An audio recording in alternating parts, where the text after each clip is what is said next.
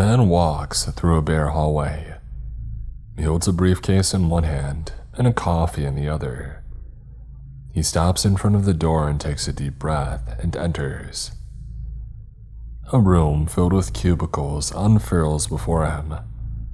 The sound of pens on paper, the clicking of keyboards, and a silent murmur washes over him.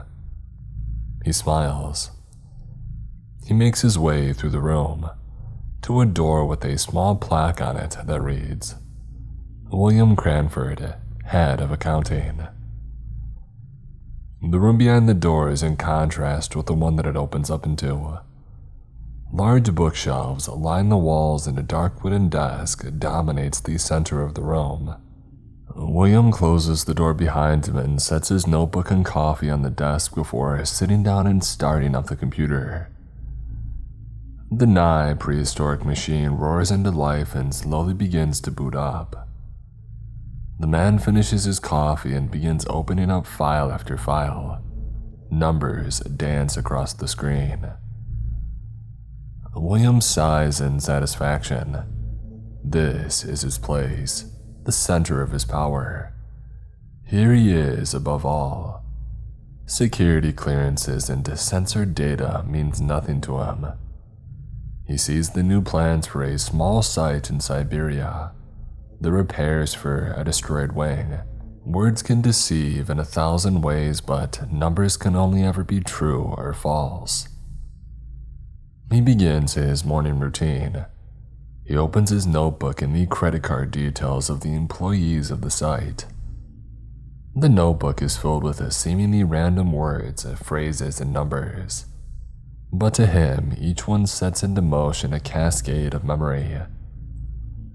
Oscar Leichman, 29, research assistant. Looking at his withdrawals, it seems that he has relapsed once again. Shame. Hannah Salkane, 46, researcher, has begun visiting some rather unique clubs during her husband's business trips to Norway.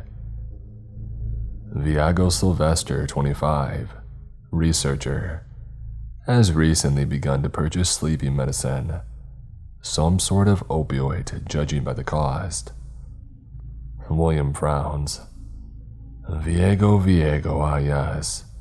The one they brought in from Europe about a year back. Why does he suddenly need help falling asleep? He opens one of the drawers and removes the bottom. A thin, black laptop rests there. A gentle push of a button and it turns on in seconds. He opens Viego's file. If IT told the truth, there will be no record of anyone accessing it. The security clearance is low, but the absence of information can speak volumes. Viego was transferred to another site, briefly it seems. The file claims that he checked in normally while there. Will looks over his credit card history again. Ah, there it is. Apparently, he had been shopping in the city closest to his current site almost daily. Quite a long trip for some groceries. Now to find out what little Viego has been assigned to in that month, that keeps him from sleeping. William sends a short email.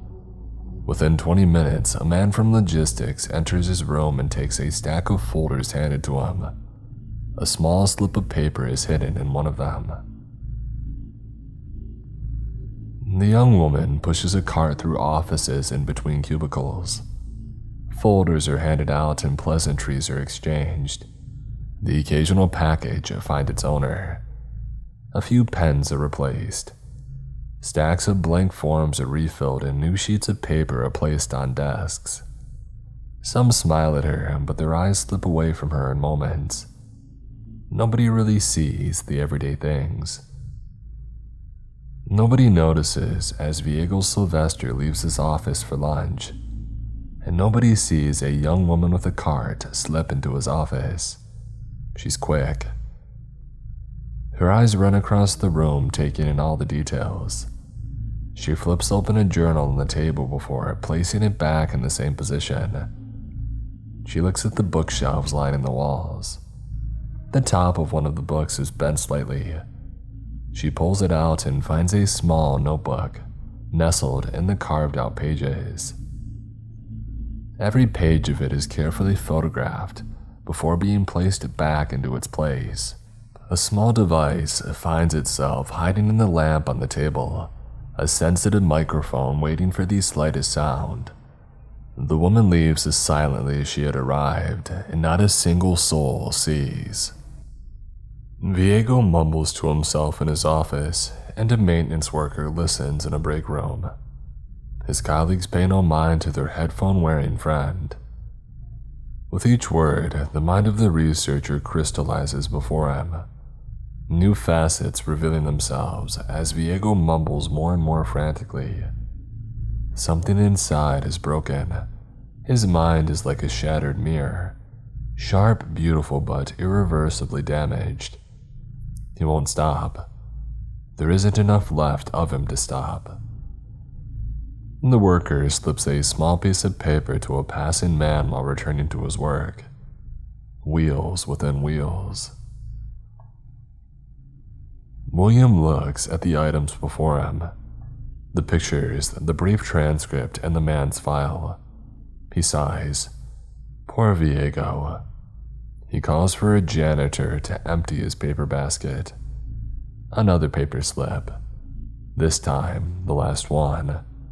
Viego returns to his office, sits down, and takes a deep breath. And then he begins anew. Whenever his mind becomes free of distractions, everything comes flooding back. Even with his eyes open, the images feel crystal clear in his mind. Every second of it replayed again and again. He begins grabbing the folders on his desk and rushing through them, words flowing independently between his lips as his mind goes in two different directions. After a few minutes, he stops. He can't beat the classics. He opens his laptop and begins working through the safeguards. He doesn't need to be careful. The monitor in this system is non-existent, since it is assumed the ones who have access to it are loyal and sane. Somewhere in the facility, acid begins draining from a chamber. Now he has no other options. Tick-tock. Viego walks through the hallway. His face is neutral, but his eyes glow feverishly, a mild reflection of his burning mind. Why did they lie? It should have worked. It shouldn't be like this. He was supposed to forget, to return to work in blissful ignorance. Why does he still hear her? Why do her eyes still look back at him when he closes his? Why do they scream for something he couldn't give? It burns him, consumes him. The alarm begins screaming when Viego's halfway to his destination. He doesn't think about his actions. A single thought, a single image radiates through every single corner of his mind. He quickens his pace as she's getting louder. He has to. She should have something, if not freedom, then at least release. A janitor is sweeping the hallway floor, not bothered by the sirens. Viego casts his eyes downwards. He doesn't see the janitor stepping in front of him. He doesn't see the flash of steel. He doesn't have time to react before being shoved against the wall. The blade is sharp, the attacker experienced and precise. Viego's heart begins pumping blood into his chest cavity. He tries to struggle and scream, but a hand covers his mouth and the world starts to lose focus. Two other men in jumpsuits exit from a nearby door. They roll out a black tarp on the floor and Viego is placed upon it. Within seconds, he is wrapped in it and picked up.